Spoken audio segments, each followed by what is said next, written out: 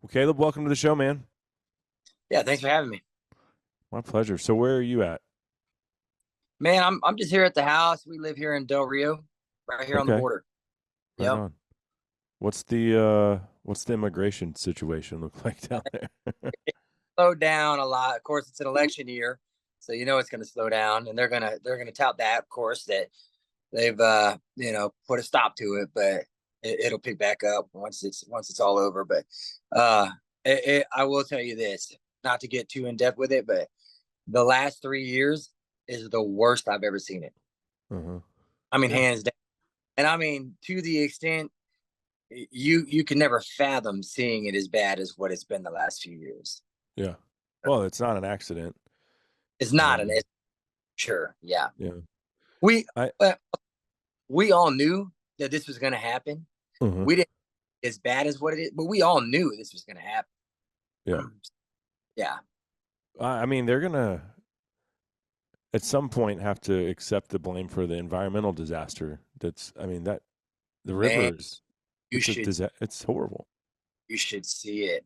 There. Listen, there's ranchers down south of Del Rio, big ranchers that the pastures that they have that they graze along the Rio, they don't even use them anymore. Huh. It's that littered. It's that bad. Ugh, it's terrible. And just our ranch is even 20 miles in from the border. You should see all the trash we pick up. Yeah. Packs and trash and your clothes and I mean whatever they bring for the trip. If it don't mean anything to them anymore, if it's of no use, they drop it right there and keep going. Uh-huh. Yeah, well, I mean, it's weird that they say that they're the party of environmentalism. Yeah, all hypocritical. Yeah, Yeah, they're the party of me right now. That's what they're yeah, the party of. yeah, Yeah. 100%. Yep. Um, okay, well, we don't have to devolve into any more border talk. We all know it is what it is. Let's Yeah. talk about what you do or what you've done historically. Uh, Sure. so you spent a lot of time out in West Texas. Sure. We've got a lot of mountain lions out there. I think more than most people realize, despite what one group wants to tell you. Uh, how did you get into trapping? First of all,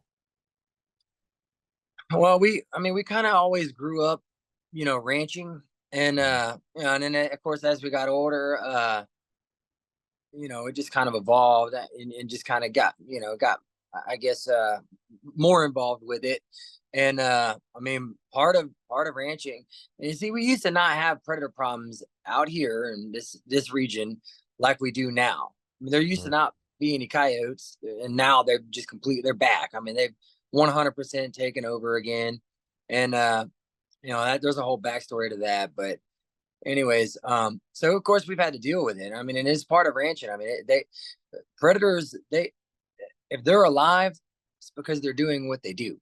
right. We have to combat them, and they've really become a burden for us. But and along with that, I mean, if you're going to stay in business, you got to get good at it, right? Mhm.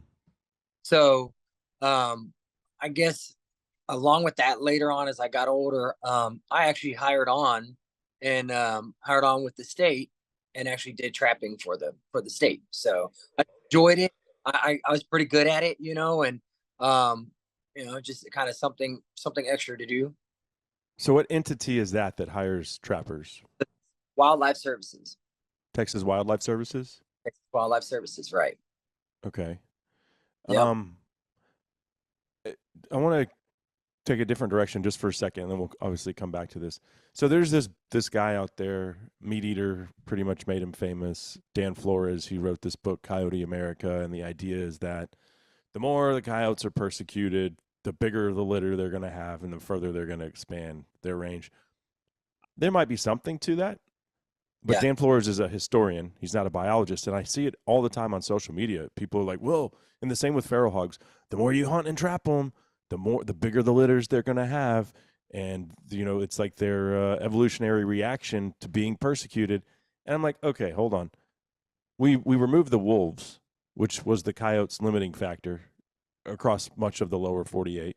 So then you have this incredibly adaptable animal. I would argue the most adaptable, animal in North America, of course they're going to expand their range when their number one competition is wiped out.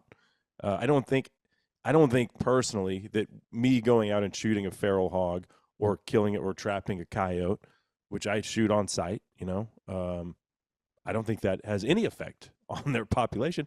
Yeah, what really is you put that void there, you take that coyote out, the Exactly. next one just moves in. Exactly. There So, is a to fill. uh-huh. Nature will fill it. Yeah, It's going nature knows best. And we can play with nature and we can study it and learn it, but nature knows best and it's going to fill a void. yeah, Yeah, I mean you said it. That's exactly right. And I'm gonna tell you right now, going out and shooting a few coyotes here and there, you're doing nothing. right. You're not. I mean, you might buy yourself, if you get the right one or the right ones, you might buy yourself a little relief. But guess what? As long as there's other coyotes around you, they're coming into, Mm-hmm. Mm-hmm. and you will always battle. You'll always battle. Yeah. Well, I mean, I think part of for me, since I have trapped, not a lot, Sure. I've caught coyotes, but for me, I just like predator hunting, and I feel good being like, oh, I got 4 coyotes tonight. Like that's a good night for me, and I'm like, oh well, maybe a couple extra turkey nests weren't Sure. destroyed, and then I think that is valid, or maybe hey, that's 5 fawns that we saved because we shot them in May, right? Whatever the Yeah. case. Yeah. But at the end of the day, I think trapping is really, or aerial gunning are the only two ways to control, and it's a I'll tell you. temporary fix, right? But Right.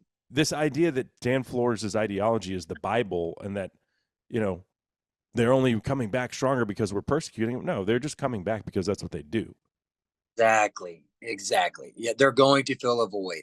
Yeah. And I'll tell you, man, we would fly and we'd kill coyotes, and that's what I'm saying. There used to not be any coyotes out here, and they've over the years they've kind of made the return, and you end up with a pair here, and then if you don't get them out, they're going to reproduce, and it is there is something to that because man, you'd be surprised how many. I mean, you're talking about let's say a 10,000 acre ranch, and now this is a lot of sheep and goat country. Yeah. Used to be, not so much anymore because the coyotes have put them out of business. Um, so it would surprise you the number of coyotes that you would kill. You knew you had a pair. And I'll tell you another thing too. You killed a female, 100%. There's a male there too. Yeah. Whether you hear them, see them, whatever, and vice versa, right? You kill a male coyote, you better keep trapping because there's a female there too. Anyways, but when we would kill the female coyotes and you cut them up, you'd be surprised how many litters they had where it would be one male, the rest females. And that's nature's way of saying there's a huge void here. I don't need many males. I need lots of females to fill this void. Mm. So there is something to that. But like I said, I don't think it's any kind of you know, reaction or any kind of in any way related to what we do. Mm-hmm. I think it is exactly how you stated it. There's a void to be filled, and nature's going to fill it. Yeah. Yeah. Regardless of whether we're hunting them or not, they're not just going to stop expanding their range. I mean, they can cut out a living in the city limits or in the harshest environments in North America. Yeah. Yep. I don't Exactly. care. Yep. So that being said, obviously you do believe that you can control a population through trapping, because people are like, oh, you can't control them, all you're doing is cruel, it's so cruel, they're gonna reproduce anyway. I mean, then why even bother trapping? Yeah. Yeah. Man, I'm going to tell you the best way to be effective with trapping. It's killing them 24/7, 365. Uh-huh. Best way to be effective. Whether you're doing it with calling, trapping, I prefer snares. Most of our ranches have good fences, and I keep them snared. And I'm talking about at least once a week. I run through and make sure our snares are up, everything's up, and then of course check them as often as I can. But when you have multiple places, I mean, you try to hit. You try every day. Every day I try to go to one of our ranches, right? Uh-huh. And that's about as routine as I can get it. So I make sure the snares are up, and I might sometimes I might have a pair of coyotes, but sometimes it's kind of every other week. Or now for a while, especially out there in Bragg, the coyotes got so bad, we weren't raising any crops, nothing. In the last few years, we haven't raised any fawns. And actually, they started killing axis does, some yearling bucks, and everything too. And man, and this is what I'm talking about. This between me and one neighbor for sure that I know of, because we send pictures. You know, we're very in depth with with our communication on predator control out there.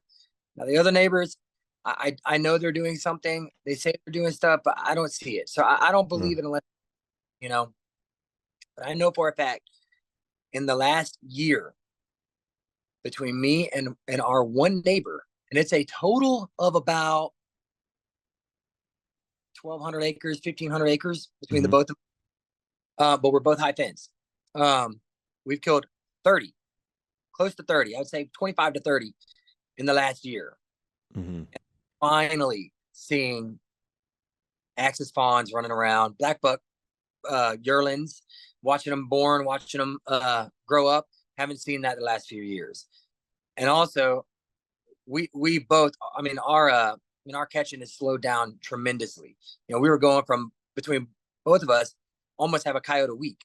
And now, I mean, I've gone on a month and haven't had anything, nothing at all, nothing. So you're making a difference. Huge difference, huge difference. Yeah. But that's been in a year's time. And think about this, 1,200 acres, just 1,200 acres. That's nothing, especially when you're surrounded by who knows how many thousands of acres that nobody's doing nothing. One example is our one neighbor to our west. She bought the place a few years ago, and it's a sanctuary. She has established that. She makes it clear, and she hates what we're doing. But she also understands that we use our property in a different manner than what she does. So she says something about it every now and then, but she knows that we got to do it right. So yeah, you have those out there, and that's this. I was thinking about this earlier. Actually, I think so. The difference is, I think there's a lot more landowners nowadays compared to what there was 10, 15 years ago, where it was more ranchers, people who actually use their property. Not only that, it was bigger ranches owned by less people. Now you have more land ownership, smaller parcels, smaller pieces of property. So I think more people see their place as a sanctuary or a hunting ground or a free range type piece of property, and they're not ranching. It's not a production. So they're not worried about the coyotes. They kill one when they see it and they think they're doing something. They're not, I mean, every little bit helps. I mean, that one coyote, if we've got a bad killing coyote on us and the neighbor shoots him, coincidentally, man, outstanding. It's great for us, but there's going to be, there's others, and they're going to come on there. So we have to stay after it. We have to. So I think that has a lot to do with it nowadays is smaller pieces of property, more landowners, and also just landowners, not ranchers. Just different use. Yeah. They're not like we used to do it, So So go back to trapping for the state. Okay. What were you primarily targeting? Coyotes. And where? Okay, coyotes. Coyote. So the area that I trapped was basically around Del Rio, west, north, a little bit east of Del Rio, but mainly west and north of Del Rio. I did a little bit of lion work. It's definitely lion habitat. Lion can live here, but you get just a little. I'm talking about just a little further west than what I was working. Some of my coworkers or even some of my buddies out further west of me. That's when you really get into the lions. So I did a little bit of lion trapping, not near like what they do out there, but we'd have a problematic lion here and there. And over 10 years, I probably caught a dozen. And then without really targeting them. So you're catching one a year and not even trying, really. I caught all of those between two ranches, just two ranches. Yep. That both of those ranches, because of their location, they're close to a river. Because of their location, prime lion habitat. And I didn't work when we had a problem. I would work them. If we didn't have a killing lion or anything like that, I didn't mess with them because we had so many coyotes. At that point, they're public enemy number one for everybody. They're over. Hmm. I think coyotes are worse than lions. A lion can do more damage at one time for sure, but a lion will move on. So you're not dealing with it unless it's living on you, which they will. But unless they're living on you, man, the coyotes ain't going nowhere. They're staying Yeah. on you. They're bringing more and more and more and making more, and they are public enemy number one in my eyes. I will target a coyote over a lion any day, any Yeah. day. Well, I mean, my buddy's ranch, he has 1,000 acres in Encinal, and he runs coyotes or Mhm. snares, has a snare line. He runs basically just during deer season when he's out there every week, you know. Right? And they caught a 140-pound male lion. Just Yeah, like yeah. and it's no secret what the lion was eating. I mean, What I think about for a what reason? is the biggest money making species we have in Texas, and it's Yeah, white-tailed deer. Whether it's low fence it or is high low fence. fence, I think, in doesn't my opinion, matter. but it doesn't matter, right? Yes, and Right. so we're Still spending all, all this money to feed yep, these things because we wanted, and to be fair, I mean, it's great. We're investing tons of resources into growing big deer and shooting mature animals. yep, Okay, who doesn't want to shoot a nice buck? I know I do.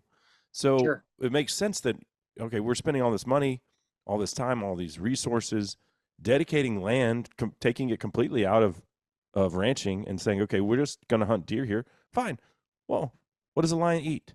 Well, there's a Mhm. freaking buffet at every feeder every Yeah, day. yeah, yep, So why would there yep. not be more lions? So when so now I'll say this. I don't think there used to not be as many lions this far east, I would say. Mm-hmm. No, I mean, we've got them. Our place, our stuff in Bracketville out there, man. We're just a little north of Bracketville. We're up in the hills. It's hilly. It's canyony and everything too. And we're starting to get more lions up there. Matter of fact, I've been out here my whole life. Other than the ones I've caught, I've never. And I mean, I'm talking about. I've I've worked I've worked ranches that, like I said, that I trapped them on, and driving in there, and you're driving down through all these canyons, and you're looking at all these bluffs and everything. You know they're there. You Yeah, never see them, right? No, I've never seen one. Never seen one. of And course. I've even been as close one time as I went in and checked my traps one afternoon, and I had game cam pictures of me that day. When I went back, the next week when I went in there to check everything, um, I had pictures of me in there checking stuff and me leaving. And then I think it was right at an hour, 45 minutes or an hour or so later, a lion went through there. I didn't catch Uh, him, but a lion went through there. So that lion watched me. He was right there. He was close. He was right there. I never saw him, and I'm looking for him. yeah. Um, but I mean, even out there in Brackenville where we are now, I was coming home from tracking a deer earlier this year, and it's about 3 o'clock in the morning. It was full moon. Man, I saw why. I mean, I actually saw more wildlife that night than I have in years for sure. And anyways, right at our gate, man, right when I pulled in the gate, I saw one. He just kind of popped up on the side of the road, and he just right as I was getting to him, he just kind of trotted across the road and kind of ran away from me in the road and went over onto the neighbor's place and went through the fence there. So, Mm. my whole life, that's the first one I've ever seen.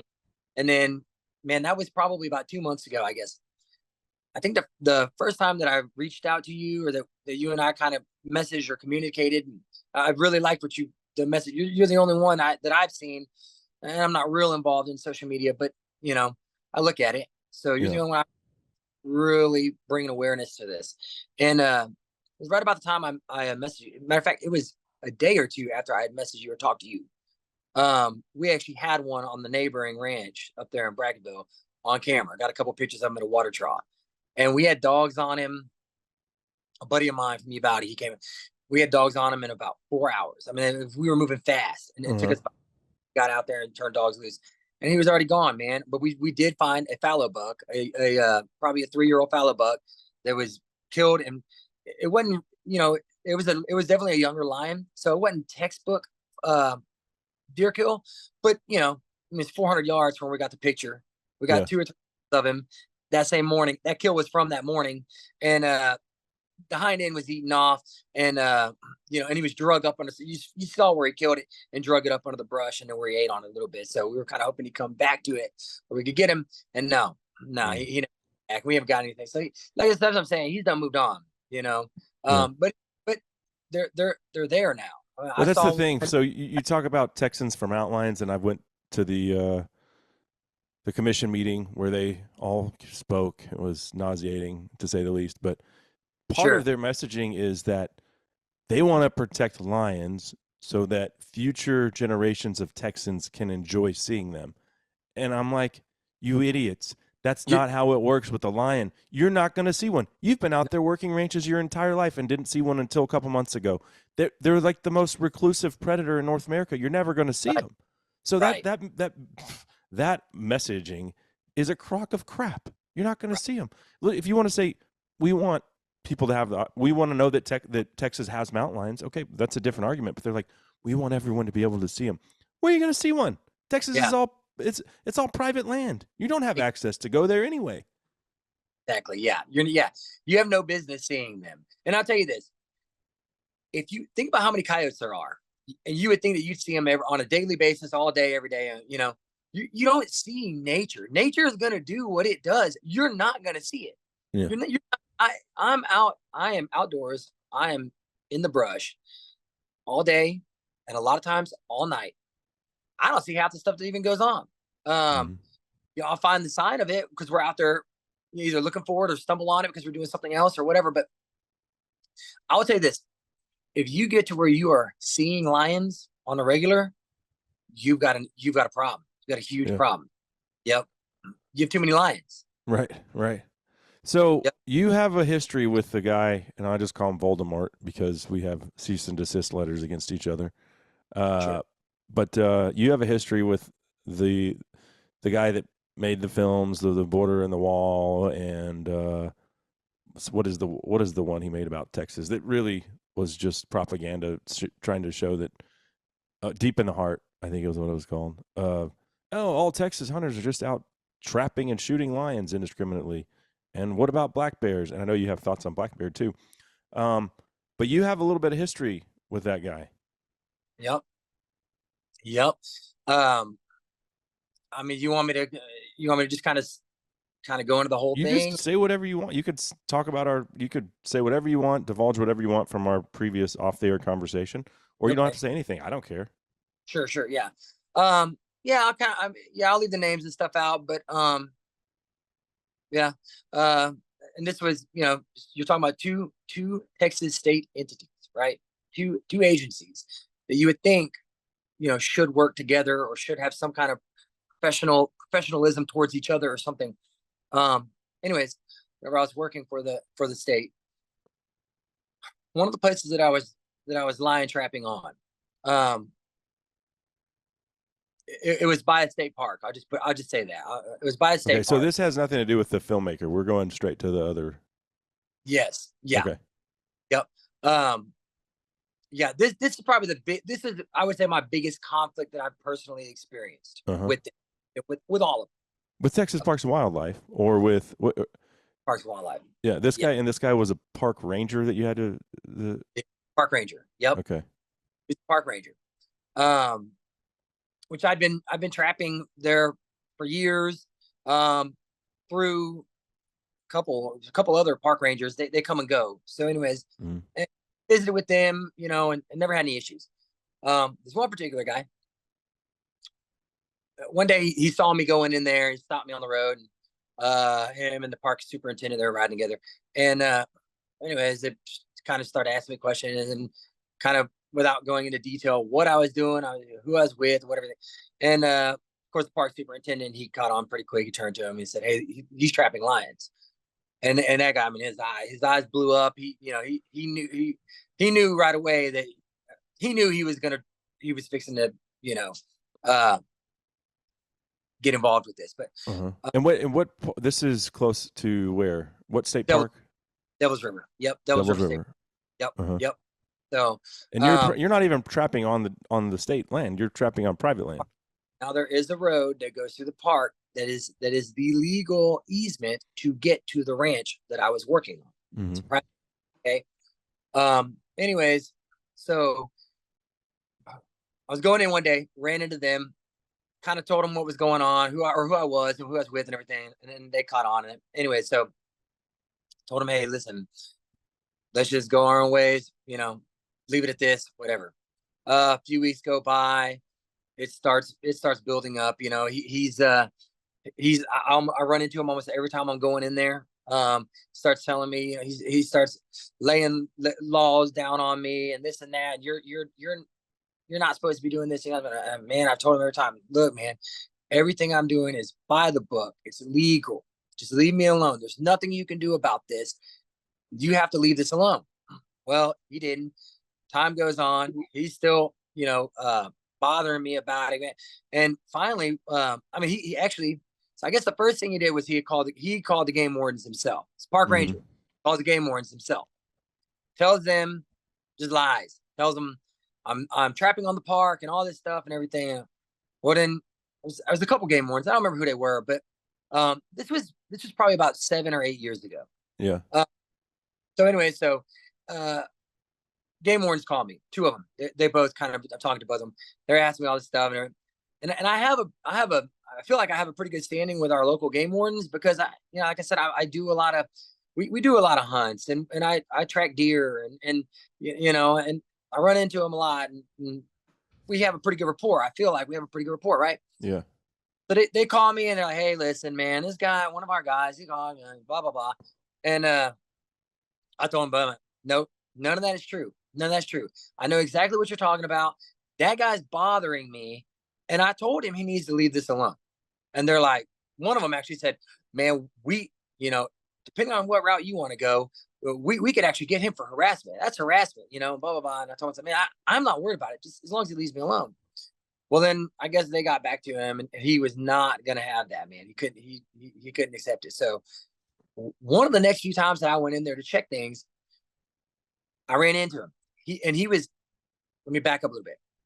Before I ran into him that time, the previous weeks or so, whenever I was going in there and checking stuff, man, I had pictures of him on game cam, trespassing, pulling up my snares. I found a bunch of mothballs. He put mothballs and some other stuff. I don't remember what it was. Basically trying to sabotage. Anyways, but he's now on private land, which he doesn't have permission to be on. Right.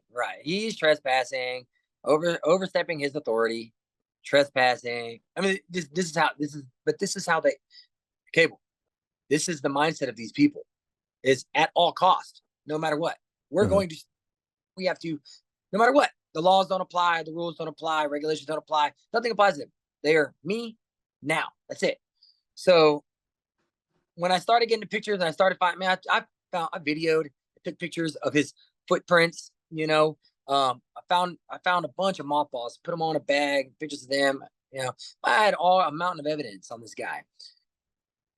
So I called my supervisor. I told him what was going on. Of course, he's been down this road many times with other state agencies and everything before.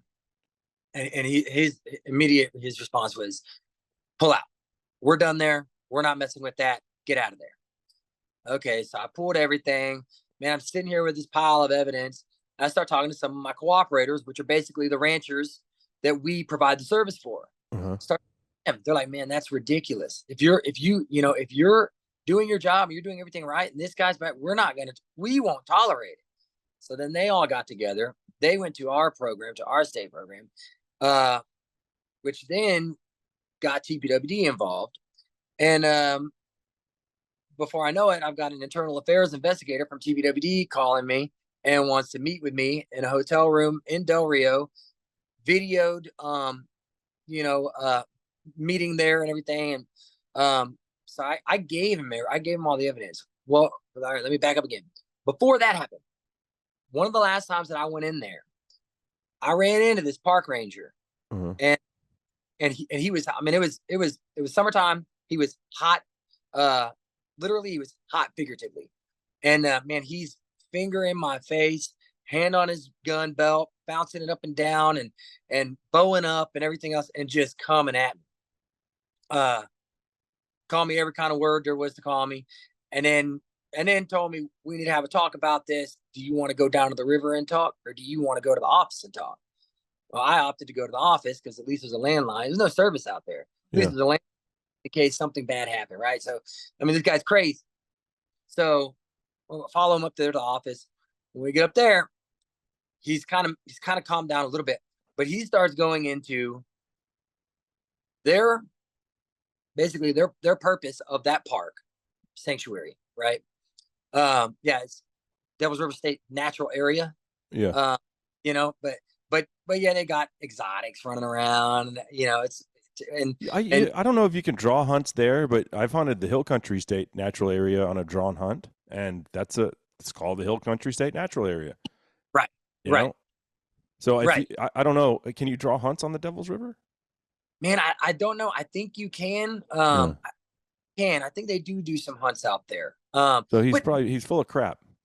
those parks, man, at least from my experience with that guy and with that park, they treat those parks like they are theirs Yeah. personally. I don't think they want people out there. I don't think they want people hunting. I think they run those parks the way they want to. My So I don't experience know it wasn't a bad one. Just to be fair to Texas Parks what and Wildlife, like at the Hill Country State Natural Area outside of Bandera, it was a great sure, experience. The people, sure, the staff were accommodating, very nice. The hunting was terrible. It rained the whole time, but sure. that's not their fault. Right, Um, right, right. so I think it just depends. I don't want to paint or throw shade at them as a whole. Right, right. No, This guy's I a nut agree. job though that you're dealing with. Yeah, this guy, he was a nut job, man. And I just feel like we're talking about filling voids. I feel like those kind of people, that's what fills those voids. Now, the first couple park rangers that I talked to, they weren't real friendly. And I didn't care, I mean, but I never had an issue with them. And that's fine Mhm. by me. I don't, you don't have to agree with me. We don't have to see eye to eye, whatever. But if we disagree about certain things, then just leave each other alone. Yeah. As long as no one's doing wrong or harming anybody, then leave them alone. Well, You know, as long as you're not breaking the law, I don't. It's fine. break Uh, but so you wrong. have this Not harming. interaction with this guy, and This guy you couldn't stand it. He couldn't stand it. He wasn't going to let it go. He'd already called a game wardens, got that shot down. Now he's going to take matters in his own hands. I think he first tried to intimidate me. I really think, when he gave me the option of going to the river and talking or going to the office and talking, I really think he thought that he was kind of discouraged me from even, trying to settle this at all. And I was just going to leave. But I followed him up to the office. And on the way up there, I had taken my phone out and put it on video and put it in my shirt pocket. And I got everything on video. And this guy, he's just chirping away. And in my mind, I'm thinking, man, just keep talking, man. This is good stuff, right? yeah So he was telling me the purpose of that park is a natural area, and they leave things natural, and they want the wildlife, and they want the lions, and then he went into our goal at TPWD is to terminate lion trapping and blah blah blah and all this, and just went on and on and on about this, right? I'm like, whoa, man, this is getting even better. And finally, once he got all that off his chest, then he wanted to compromise. And he's asking me, what can we do? What can we do? You look, he also told me that if he found a lion in there, he was going to expose us, uh, blackmailing us. I'm going to let everyone know what y'all are doing, and blah, blah, blah, and it's awful, and this and that, and everything. And he said, our, let's say clientele or whatever, our group of individuals that visit these parks and everything, they won't have that. They won't. They're not going to tolerate it. Blah blah well, blah. good. You're on private land, so screw you, man. Exactly. Yeah. Once again, man, this is none of your business. So yeah, and man, who are you to sit here and tell me all this stuff when you are in the wrong about everything here? Um, so then he's, well, can we set up a cage trap, and maybe you can come and you can try. I'll go check the trap, but you set the trap and I'll check the traps. And if we have one, we'll relocate them to the other side of the park and blah, blah, blah. And I'm like, man, that's not going to work because we'll be catching the same lions over and over and over, probably the very next night. Yeah. And, he's like, well, we need to figure something out. And I told him, I said, I'll tell you what, I'm just going to go pull all my equipment, which is kind of what I was planning on doing and kind of what I was instructed to do or advised to do anyways. So I'm going to go pull my equipment and you probably won't ever see me again. Mm-hmm. So I put everything. Well, I videoed on that. And then, like I said, then my cooperators got involved. they put this meeting together. This internal affairs investigator comes out. He I wouldn't say interrogates me, but he meets with me, and we kind of go over everything. I told him everything, and of course he's sitting there, man. He's looking at all these pictures, looking at all this, and he's like, "Oh yeah, man, we won't stand for this. We won't stand for this. You know, they shouldn't be doing this." And blah blah blah. Blah. He's like, I got to go talk to my guy. We got to go talk to our guys now and get their side of the story. Well, they go on and interview their park ranger and their superintendent. I guess they lied and denied everything, and that was that. And the solution, or the whatever the results yield, was we're gonna stand by our guys. They said none of this happened, so we're gonna stand by our guys. Well, I didn't give the internal affairs investigator the video. Gave him everything else. I thought, well, this will be enough, and apparently it wasn't enough. So then my cooperators, they wanted to have a meeting, so they got a meeting with Texas Wildlife Services, Texas Parks and Wildlife Department, the head guy, the internal affairs, our head guys, everybody. Carter Smith was there, wasn't he? Yeah, Carter Smith, and then the head internal of Texas Parks and Wildlife. Wow. Head of TPWD. Yep. And then Joe Carter. He was the IA guy. So they get in this meeting. They did not want me there. I could not go to the meeting. My supervisor told me, "Hey, we're having this meeting and everything." They requested you not be there. They do not want you there. How does that work? The guy that's on trial is like not invited to defend himself. Yeah, because they didn't know there was a video. That's why that happened. So anyway, my supervisor was like, "Man, you better have everything straight." I told him, I said, it's straight, man. It's all there. Now, to be fair, I didn't even give my guys, my supervisor, my head guy, I didn't give them the video either. I gave it to the cooperators. They actually had it transcripted too. And so they get in this meeting. It didn't last very long from what I was told. They get in this meeting, and immediately TPWD side just basically goes off on, "Hey, listen, our guys denied this ever happening. We stand by our guys. There's no proof that this happened. There's nothing, whatever. This is a wash. Y'all have nothing." Well, one of my cooperators pulled his phone out and pushed play, set it out there on the table. And they said it wasn't a minute and a half, 2 minutes or so into the video. And, Joe was looking at Carter, and Carter looking at Joe, back and forth. And Joe's like, I've never seen this. I don't know what this is. I've never seen this, And then after a little longer, they told me, "Hey, shut that off. We don't care to see that. Shut it off." Mm-hmm. And so then they wanted to compromise and kind of work on something, and I don't think they fired the guy. I think they relocated. I think they sent him to another park or something. Yeah. Reassigned him. But I don't think they fired him, and then I don't think anything happened to him. I think he's probably rewarded with a better position. Right. I don't know. I'm just saying, but yeah, that's what ended up kind of coming of that. But the whole thing was tainted after that. I don't want to go work that. You know what I mean? Yeah. I don't want that. So the next guy to get in there could be worse.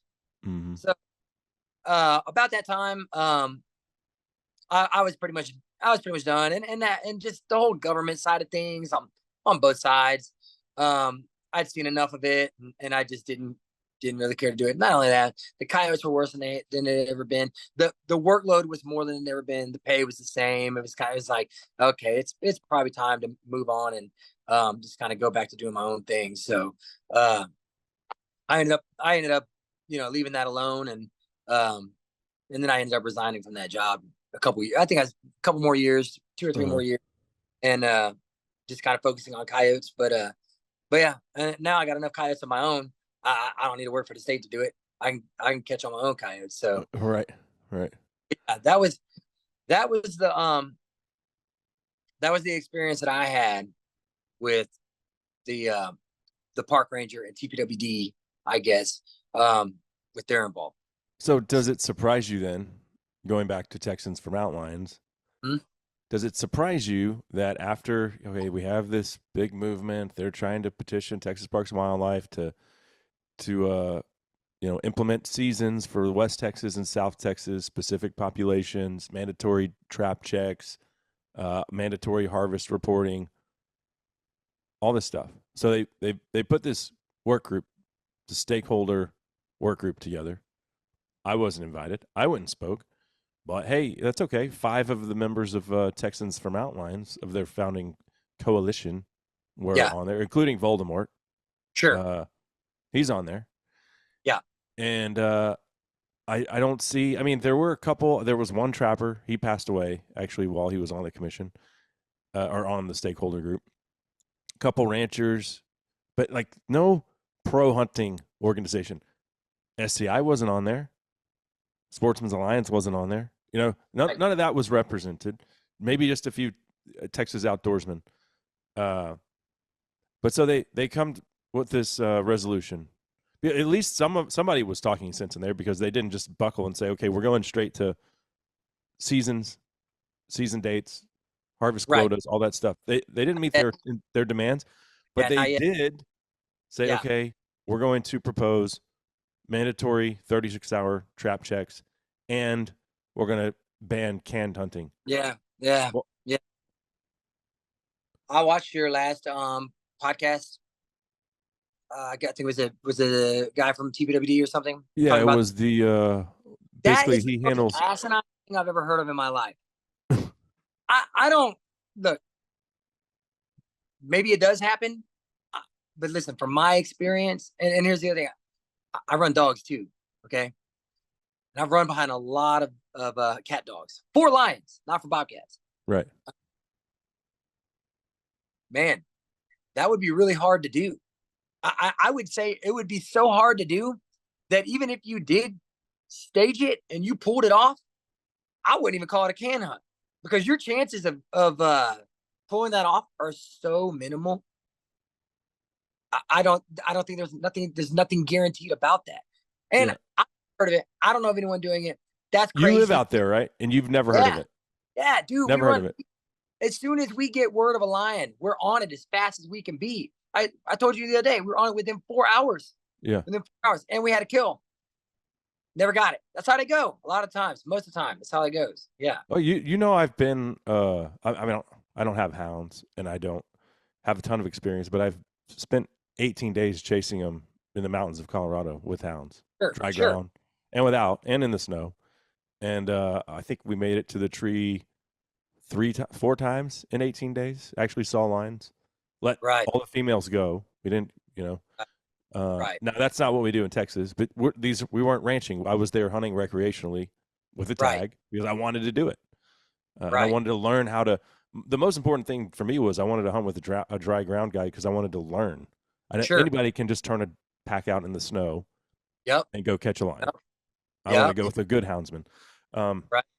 But the Richard Halbrin, that was the guy of Texas Parks and Wildlife, wildlife Okay. diversity program leader or whatever, Right. basically non-game species.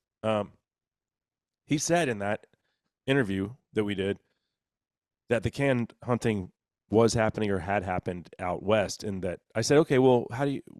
I can't find anything anywhere to confirm that it's actually happened. And he said, well, some game warden said it happened. I saw. Yeah, I heard that. I want to know those. I got to find those game wardens, because I want to Sure. know when that actually happened, because I have Yeah. never been able to confirm it. Yeah. Yeah. I'd like to know what they were doing, or how they did it, or how they pulled it off. Yeah. I don't know. I don't know. I'm telling you, man, it is so hard. I don't know how you pull that off. I mean, I'm sure you could. I guess somebody could, but if there's one case of it, some game wardens reported one case. Yeah. Well, Yeah. Well, the whole thing was we can use this term canned lion hunting to Yeah. pull at the heartstrings of the people that aren't invested in this. They see, oh, people are doing canned hunts for mountain lions. That's bad. I agree with them. right. 100%. Yep. Gaslighting. Yeah, exactly. So I've never heard any of that. So that, to me, when I heard that, I was like, this is just garbage. What else do we have here? What can we focus on here? And then I guess it was the 36-hour trap check. Yeah, but there's more to that, because Richard in that interview also said that the way that you can ensure that you're not in violation of the law is you get these breakaway snares. But you told me your thoughts on those. Yeah, yeah.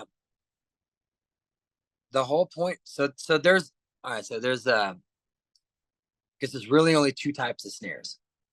There's trail snares, which you could set. Basically, it's going to be very similar to running the snare line on a fence, right? Mm-hmm. And you're the purpose of those snares, those sets, the purpose of them, it's not to catch and hold something until you can get to it and check it or kill it or anything. The purpose of those is to catch them and kill them immediately. Immediately upon catching them, they should kill them. And that's how they work. That's how it should work. There's also foothold snares, foot snares, and that's more for live trapping or whatever, but for lions and for bears and whatever. I don't, not in Texas, but I'm just saying elsewhere. I think they use Yeah. them to do, and I think a lot of the fish and wildlife services, whatever, I think their trappers actually use them more probably because they're a little more humane. Um, but yeah, basically it's the same thing. You just kind of set it on a trail, and when they step in it, it trips the plate or trips the mechanism, whatever kind of trap it is, it trips it and it pulls the snare up around their leg and it holds onto their leg. So the only thing that in my mind that you would put a breakaway on is something that you don't want them to, it's not going to be a fatal type catch. You don't want them to die from or whatever. So instead, let's put a breakaway on it where when we snag them around their leg, and they typically catch them, kind of high on the leg, snag them around the leg, let it cinch down real tight to where they put 200 pounds of pressure on it, and then let them go with that snare on their leg so their leg can rot off. Yeah, that makes a lot more sense to me. That's Uh-huh. very, very humane. Yeah. It's not gonna. It's more than likely that won't even kill them. They'll just be running around with three legs, living a three-legged life. Because I can't tell you how many coyotes I've caught that are missing feet, missing legs, missing. Don't know what it's from. I've caught coyotes. I've caught before with snares around their necks, still alive. Caught them again, killed them. I mean, they're good. They're gonna get away. They're gonna. You don't have to allow them to get away. They can still get away. Mm-hmm. Um. So, but to me, that just seems that's stupid too because if I'm trying to catch something and kill it, it's just going to get away. It's going to end up, living A maimed life. Yeah. yeah, exactly, a main life. Or if your goal is to catch something and not kill it, but whatever, and so you're going to let it break away too. Now it's just going to run around with a rotten leg. That don't make any sense either. So that's stupid. Yep. Well, it also has a financial burden component to it as well. I mean, those breakaway things, Richard said, I think they were, I don't know, 30, they might have been I don't know. It wasn't like super, it wasn't $5 a snare, but it was, I think, under $1. But still, if you're running 1,000 snares a year, Oh, okay, now you're causing the trappers to have to pay for that. And there ain't any money in trapping. The whole thing to me is like, let's disincentivize trapping. Let's make it more cumbersome to trap, yeah. right? There is no reward to trapping anymore. For a recreational type hobby. The only reward from trapping anymore is to preserve whatever you're producing. Mm-hmm. That's it. And Whether that's a it's huge deer or cattle or goats or sheep or Yep. whatever. Yep, exactly. Yeah. Yeah. And so in my mind, man, why it's already hard enough to catch or just control predators, especially that are killing on you and doing damage on you. It's already hard enough to do that in the first place. Why do we want to let them go to try and catch them again? Mm-hmm. I caught a wolverine in British Columbia in a lynx set, and so the gauge of the snare wasn't built for a wolverine. Wolverine's infinitely stronger than a lynx. Lynx are pretty weak. Sure. So we get to this lynx set the day before, and the snare's busted. I'm like, what the hell, And the guy was like, oh, it looks like a wolverine was here. He was Yep. caught and then got away. 2 days later, we're running that line again, and he was there, and he was alive and very pissed off, and he still had that snare wrapped around him. The first one, ended up dispatching him. But I mean, that just goes to show you, like, that other snare might have killed him eventually, getting that thing wrapped around him. Yeah, yeah. I definitely give him the benefit of the doubt. So probably, it probably succumbed to it later on, sure, but it probably wasn't where you could have put an end to that whenever you went and checked it, which is kind of another thing. Man, if I catch something and my plan is to go and check them within a reasonable amount of time, they're never going to be there. If they can put that kind of pressure, that's all it takes for them to get away. They can put that kind of pressure. If I'm going to terminate them the next day and they're gone, now instead of doing them, I guess sparing them that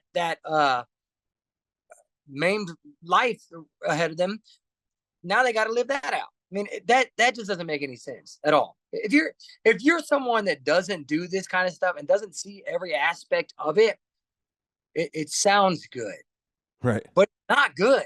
It's not. Yeah. It's not better. Yeah.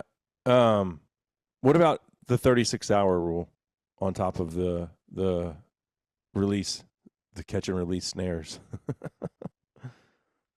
Yeah, I mean, in my opinion, like I said, unless it's some kind of foothold snare or something, then there's it doesn't matter because you're catching them to kill them. It's kill them when it catches them. So I'll be honest with you, man. I try to trap or check my trap. Anything I have said, I try to check them as soon as I can, just in case. You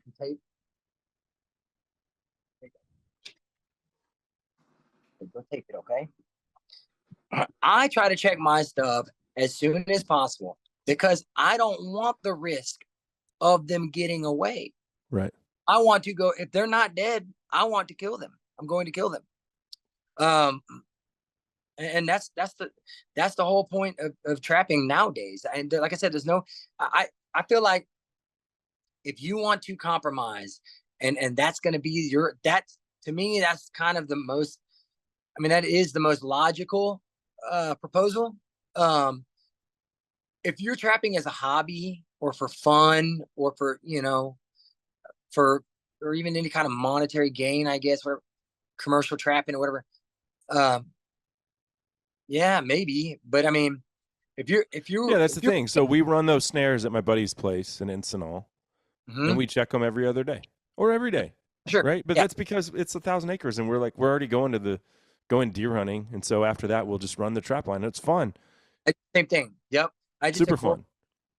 Everywhere I go, every ranch depending on where I go, whether I go west, north, east, whatever, everything that we have in that area, I run the snares. I check waters, I run snares, I run everything, I do it all, So for me, there's no way I could check it all in 36 hours. There's just no way.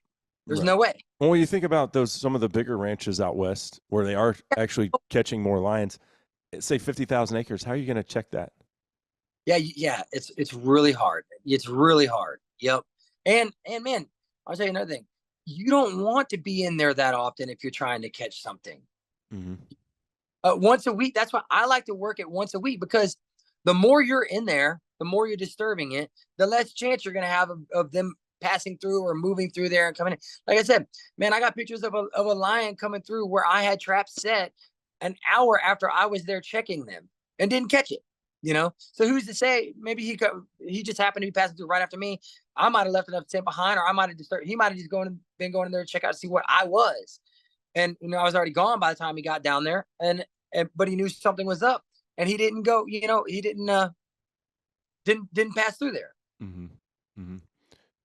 So, would you say that this idea that we need to monitor our lion situation in Texas is a valid one? Like, are we trapping all of our lions, killing them indiscriminately like this group claims, and now unfortunately has the ear of Texas Parks and Wildlife? Or are there quite a few lions? Because like I said, I believe certainly in South Texas, there's definitely more lions now because there's so many deer. Yeah, man, I'm gonna tell you, they're wrong. There's more lions than there used to be, by far. There's less people trapping them than there used to be. and the numbers are higher than they used to be. They're wrong. So that's a great point. There's less people trapping them Yeah, than there used to be because there's less sheep and goats. right. There's not the same initiative to to control the lion population like there used to be. It's not there. They're out of business. These sheep and goat ranch, all these big sheep and goat ranches, they're all being inherited, sold off, chopped up, and sold as hunting ranches, little getaway hunting ranches, And so the predators are able. That's why the coyotes have gotten so bad here too. I mean, it all goes together, and I truly feel like there is, and you can ask some of the guys, and when I say lion trapping and lion trappers, there's still a lot of people trying to do it. There's nobody doing it like there used to be. The guys that were good at it, that were really, really putting numbers up. Those guys, there's very few of those that exist anymore. And you can ask them and they'll tell you they feel like there's more lions than there ever has been too. So I truly feel like that is the case. I read some of these TPWD studies and some of the stuff, and I just think, I wonder what caliber trappers they have catching these animals. I read something about black bears in Big Bend, and I kind of did some simple math on their numbers, and the numbers aren't very good. And I'm thinking you should be catching way more than that.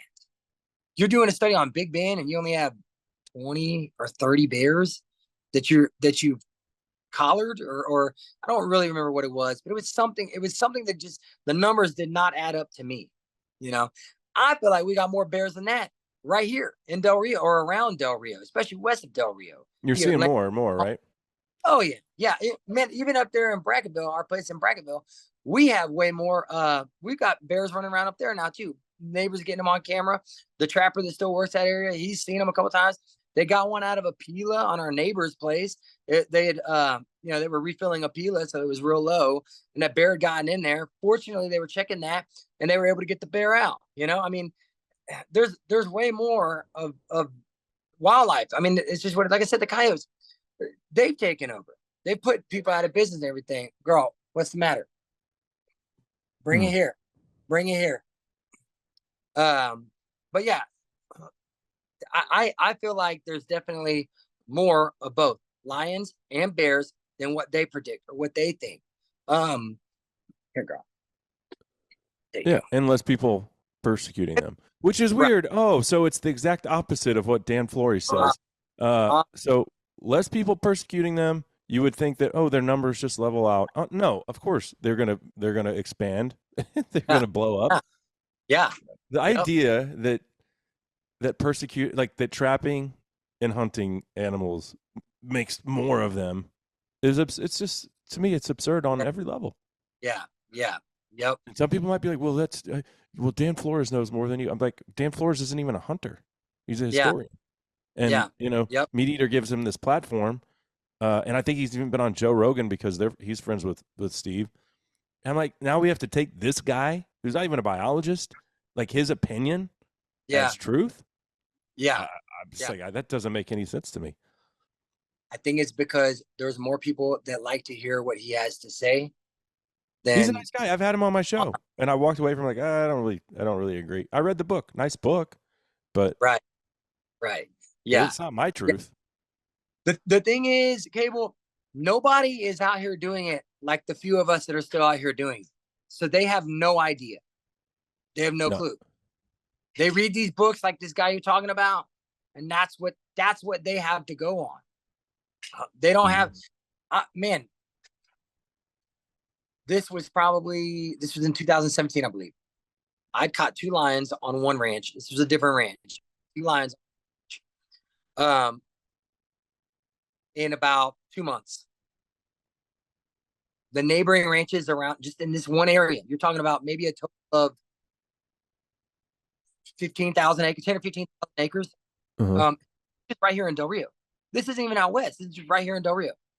I think between the hunters, between the neighboring ranches, between us, we killed, I want to say 6 lions, maybe 6 or 8 lions total in about 6 months. And they weren't, I think a couple of them were yearling lions. The rest of them were all fully mature, full grown lions, Uh-huh. Um, and so for whatever reason, there was just a surge of them at that time. But I'm not trapping that anymore. And I don't think anyone, if someone is, I don't know about it, but I doubt there is. I doubt they are. That one of those ranches, the biggest one, a group of investors came in and bought it. There's no one doing anything with it anymore. It's just a Hmm. vacant property sitting there. So there's no telling how many lions are out there now, you know? Yeah. What is the average cost of a snare when you buy your snares?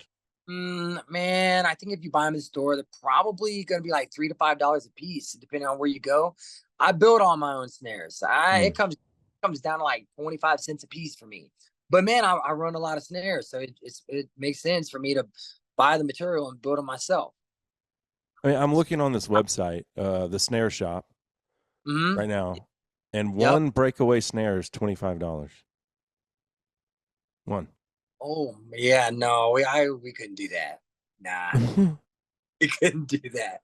it's a 350-pound J hook breakaway. Yeah, no, we But could. I mean, even if so you're building yours for under $1 a piece. I imagine the guys that trap like you, and if you have a history of is a state trapper, they're probably doing the same, or they're Mhm. spending $1 or two, and they want you to add a substantial amount of cost by putting these breakaway things on there. Yeah, And this website's selling this 350-pound breakaway J hook micro snare for $25.44. Quantity one. quantity one. There's no way. There's no way. Uh, think about this. I just told you that we have caught. This is just in snares. We're not foothold trap. We're not trapping. We're just snaring. We're just snaring our fence lines. Mm-hmm. And we caught, let's say 25. Do the math on that. That's just 25 snares. That's just what we caught. That's not the number of snares that we have set. Mm. So here, just to put it into perspective, here is here's on the snare shop. Here's a dozen coyote catcher snares.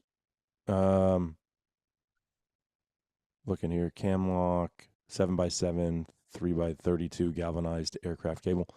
They sell these for a dozen for $30, where that other one was $25.44 for one. Right. So you put Right. the breakaway Right. on there just to. So I mean, that seems like a guy like me. If I was just because I'm not going to make my own snares. If my buddy says, "Hey, pick up some snares on the way to the lease," I'll probably just be like, "Okay, how can I get them as fast as possible?" And I'd order them online, Yeah, sure. and I would spend $30 for a dozen, Yeah. right? Yeah. Yeah. That's going to get you through the weekend. That'd be a good snare, Yeah. good snare line for the weekend or something. Yeah, And my exactly. son loves that. He absolutely eats that up running the snare line. Yeah. Uh, but you're like, now you're talking about $25 for one snare just so you can have that breakaway function. I mean, it's just it's stupid. That's But the point is, they want to negatively affect anyone's ability to trap. yeah. Yeah, they do. Yep. Check more often means you're less successful. Make it more expensive so that less people want to do it. Yeah. Check more often means, man, I'm not going to be able to get back in this 36-hour period for a couple of weeks. So I'm just not going to set any. Yeah, yeah, Yeah. Yeah. And then, yeah. man, look at these play all these ranches and everything. People come and buy a ranch. They get them set up. The first year, a couple years, they come out quite a bit.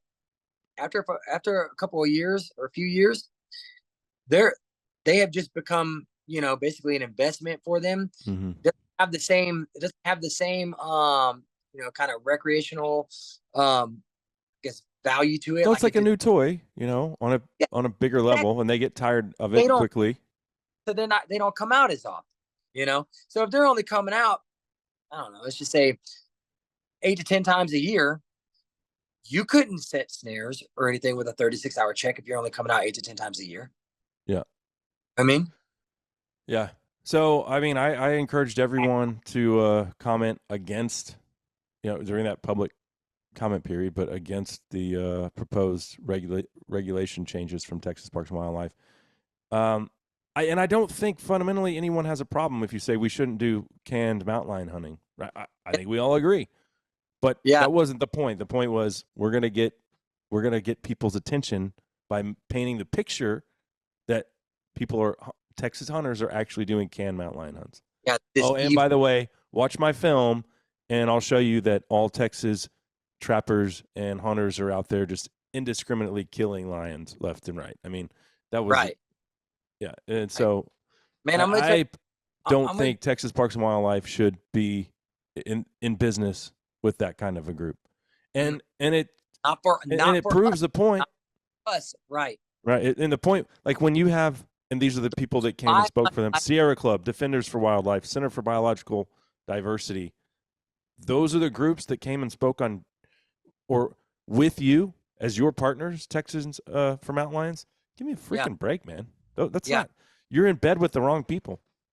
Not when I'm the one who buys a hunting license every year, just not to fill the tags on at all.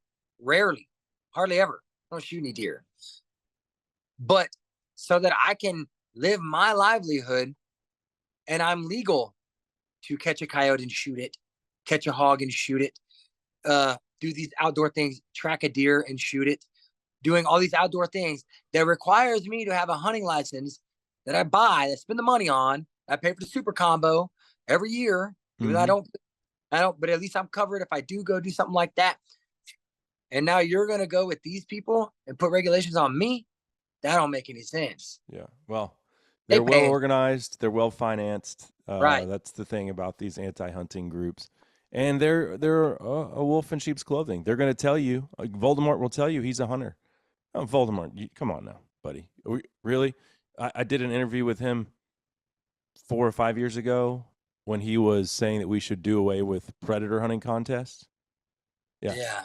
yeah, Yeah. that was him. And then his coalition members, Pam Hart, and I even talked about this with Richard Heilbrunn from Texas Parks and Wildlife. I was like, that lady and her husband Will financed a smut film, basically a hit job on predator hunters.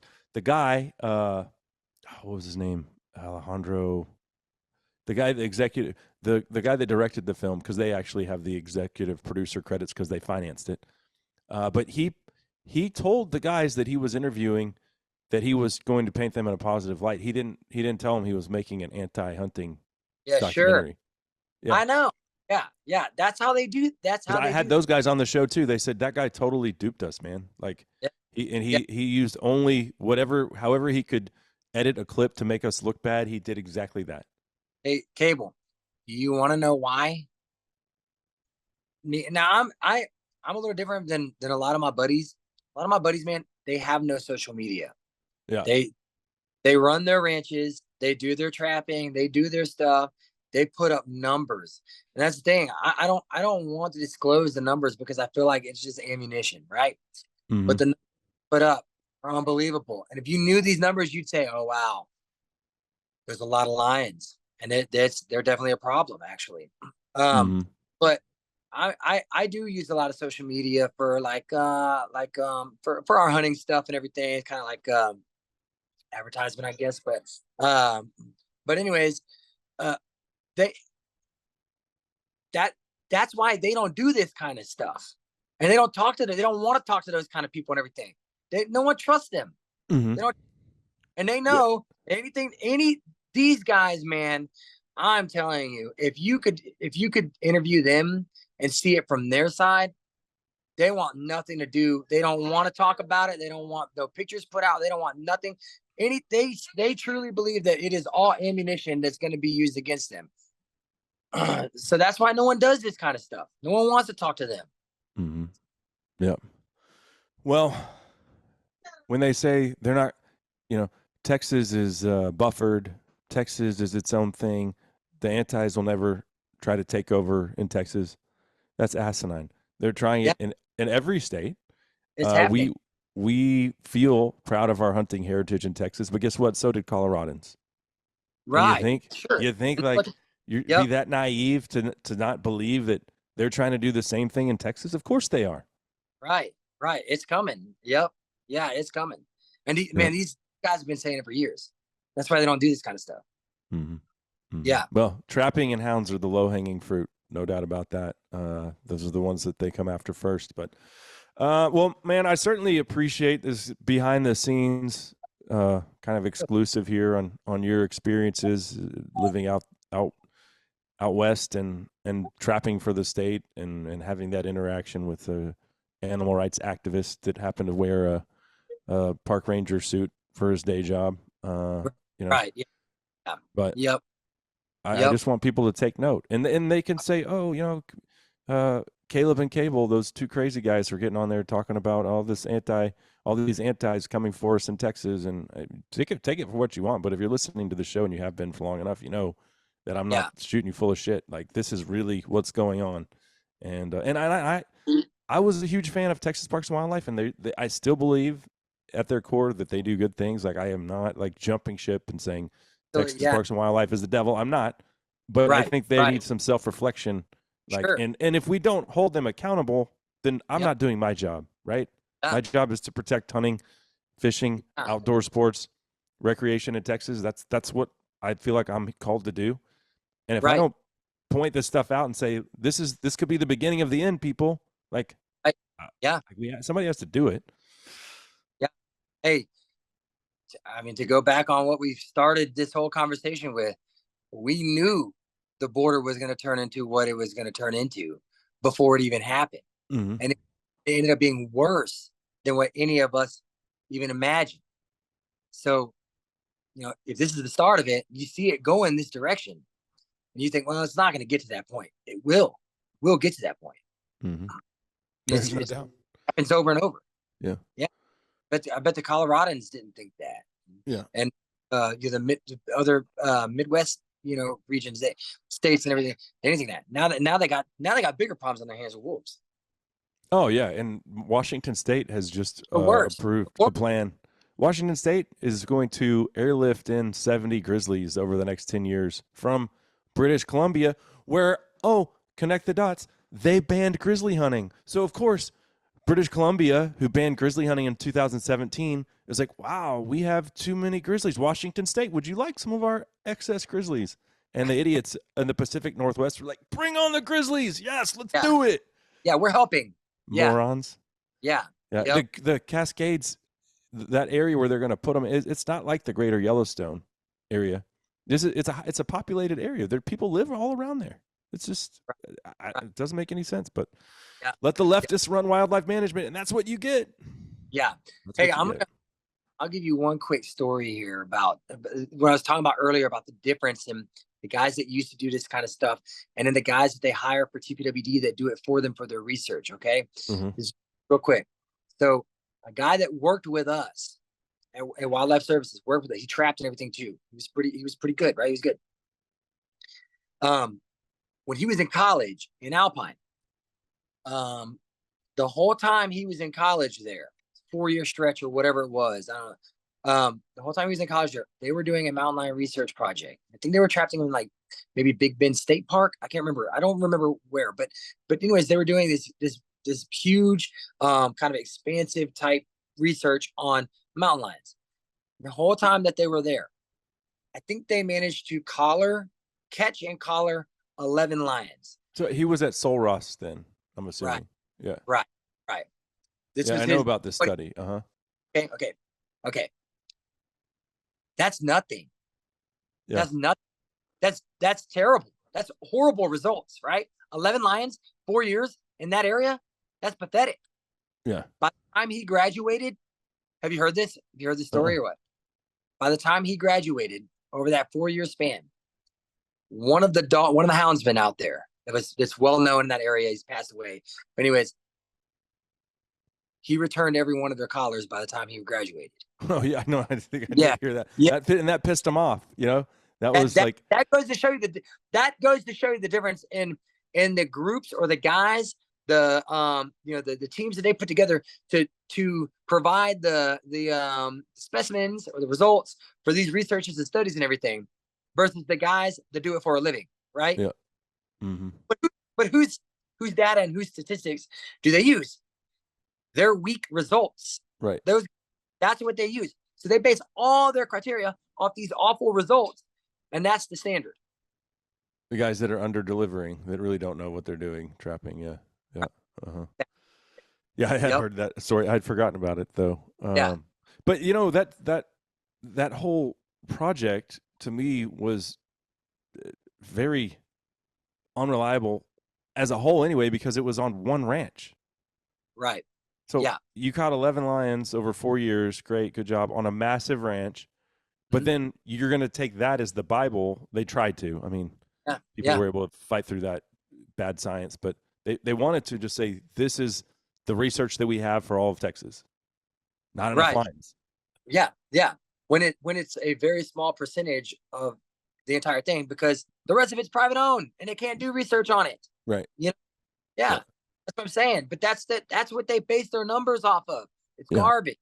Well, Garbage. and I think that's Basing their, they're the basing silver their, lining for yeah. I mean, I wish Texas had more public land, right? But Do the you silver though? lining is the landowners, most of them, that if they hunt or ranch, they're not going to work with Texas Parks and Wildlife.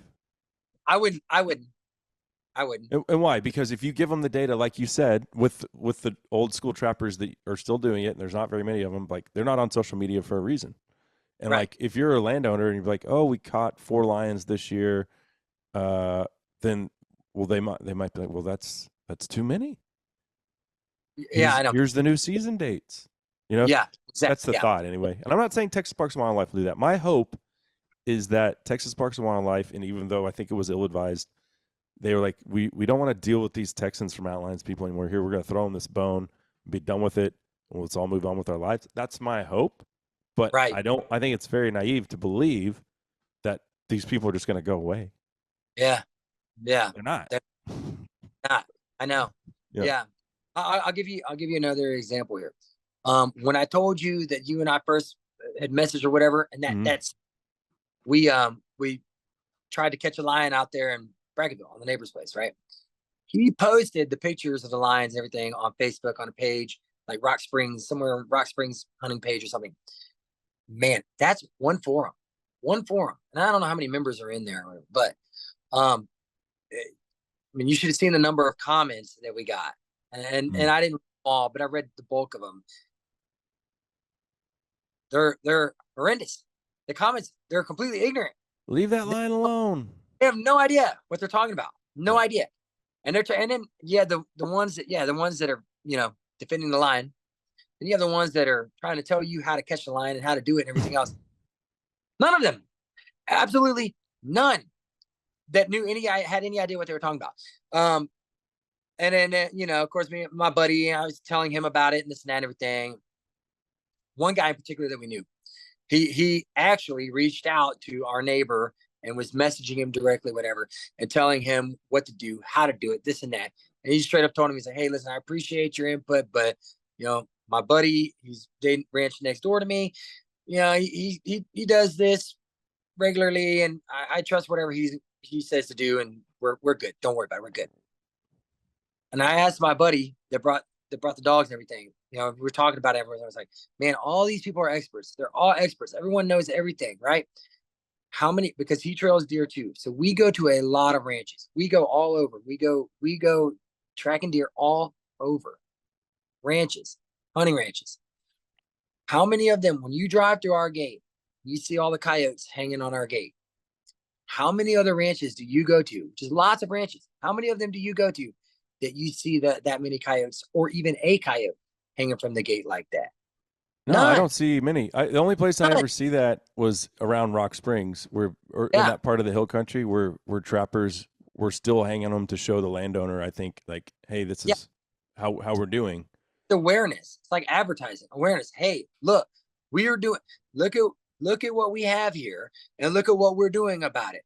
Everyone else needs to do the same thing if we're going to make a difference here. Yeah. You'd be surprised how many people have coyote problems and have no idea, no clue.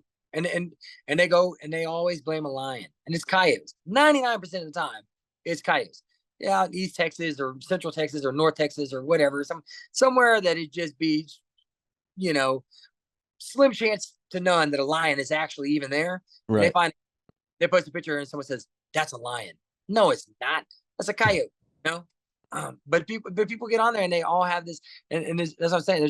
There's so few people that truly really know what is going on. Those people also believe Black Panthers exist. So, Oh, you know. Black, yeah, I've heard Black Panthers. I caught a lion. That same part of the same numbers that I was telling you about a little earlier. It was on the Devil's River. I think I said we caught like 6 lions in 6 months or whatever it was. I don't remember, but some hunters had shot one, and you caught 6 lions on the same ranch in 6 months? I caught 2 on one ranch, and the neighboring ranches they killed 4 or 5, something like that. So yeah, you would think that, boom, you did away with the lions. They never came back. You got them all. Catching them there again the very next. I was. The rest of them weren't. The stars aligned that one hunting season, and in 6 months I had trapped 2. Deer hunters but that just goes to show you there was a surge of them. There was a surplus of them. That if that many deer hunters in one season in that one area shot them from the blind, that's a lot of lions, man. It's a lot of lions. Mm-hmm. That's just what we got. You know, one of those a deer hunter had shot, and he wounded it, right? So they went on Texas Predator Facebook, Texas Predator hunting page, or Texas Predator or something like that, and they put a post on there. They were looking for dogs, they were a tracking dog. Well, someone locally had given them my number. They ended up calling me. Man, I've been tracking deer all day. I just got in. It was like 9 o'clock at night. I just walked in the door, and they called me and they said, hey, we shot a lion, blah, blah, blah. And I'm like, okay, first of all, it better be a mountain lion, and it better not be a bobcat, or I'm not going to be too happy about that if I have to come out there to look for a bobcat, right? And no, for sure it's a lion. They told me what ranch they were on. I said, oh, okay, I believe you, because I just caught 2, 3, 4 months ago right next door to you, right? Mm-hmm. And they're okay, all right, and so I started talking to him, telling, we're, if we get on it, we're able to trail it, whatever. Well, we'll get it in a bluff. It'll probably end up in a bluff, and we'll have to bay it there in the canyon or something, whatever. When I got there, they showed me this page that they posted on. They showed me the comments. There's over 500 comments on there. People were like, "You need 20 dogs. You need to get it. You need to do this." All these experts, right? And they said that they had called a couple of guys that kind of seemed, reasonable to their advice seemed a little more reasonable. They'd called a few guys, but they were hours and hours away, right? Then someone gave them my number. They called me. Oh, you're only 30 minutes away? Yeah, come on, right? And they said, you want to know why we chose to go with you instead of anyone else? Because when everyone else was telling us what to do, and you were the only one that said, we'll probably end up catching it in a bluff, and everyone else said we're going to get it in a tree. We knew they had no idea what they were talking about for this area, because there are no trees. Right. And I'm like, yeah, I know, but there's 500 of them, one of me. Mm-hmm. But that just goes to show you the numbers, and that's just where we are nowadays. Yeah. Well, and the fact that, going back to kind of an underlying theme here, not a lot of people doing it. So not a lot of lions getting killed. I think that's a good place to wrap it up, man. Sure. I certainly appreciate it, Caleb. Thanks for giving us a behind the scenes look at what you do and your interactions and experiences with landowners and working for the state for a while until that you were disenfranchised for obvious reasons. But yeah, man, I appreciate it. Thanks so much. I've been better on my own anyway, so it's all good. It worked out. But hey, man, and keep it up. Keep up what you're doing, man. Because listen, everyone out here too, not just the other trappers, man. Landowners, ranchers, they're all talking about it, but it's such a dirty little secret. Nobody really wants to come forth, and you got a lot, man. I'm telling you, there's a lot of people on your side out here, but no one wants to come forth with it. So keep doing what you're doing, man. We really appreciate it. And and keep the awareness out there, man. People need to know this stuff. I will do it, man. I promise you that. Love it or hate it, people can think what they want. I don't care. You do this for 15 years, you get thick skin. So it is what it is. Kind of like a trapper. That's right. Yep. Well, man, I appreciate it, man. You enjoy your weekend. All right. You do the same. Take care. Hey, man, thanks a lot.